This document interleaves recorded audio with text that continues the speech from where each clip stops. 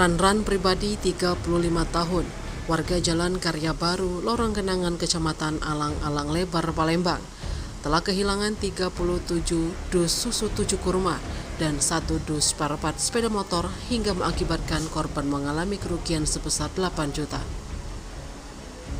Tak terima kejadian yang dialaminya, Ranran pun terpaksa membuat laporan polisi di ruang sentra pelayanan kepolisian terpadu SPKT Polrestabes Palembang.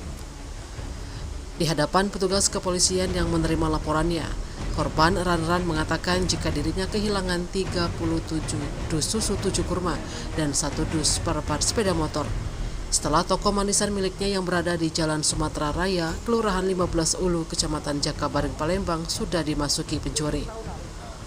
Menurut korban, peristiwa itu baru diketahuinya pada Selasa 11 Juni 2024 pagi, di mana ketika itu dirinya hendak membuka toko manisan miliknya. Melihat toko berantakan, lanjut Ranran, dirinya pun langsung mengecek barang-barang berharga. Akibat toko manisan miliknya itu dibobol pencuri, korban mengalami total kerugian ditafsir sebesar 8 juta.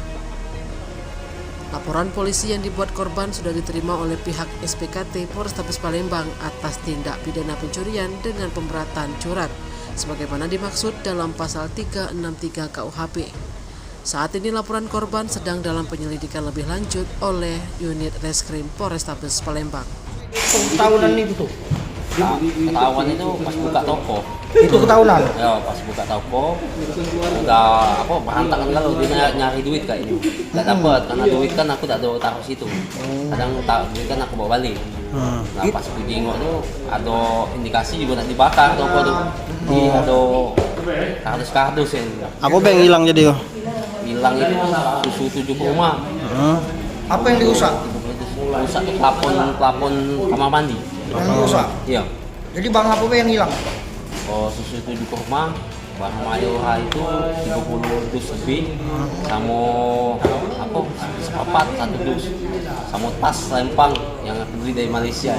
Berapa total kerugian? Juga tas lempang. Berapa jadi total? 8 jutaan. Total kerugian berapa sekitar? 8 jutaan. 8 jutaan. Sering toko kita laku bobol nih? Belum, baru kali ini. Baru kali ya.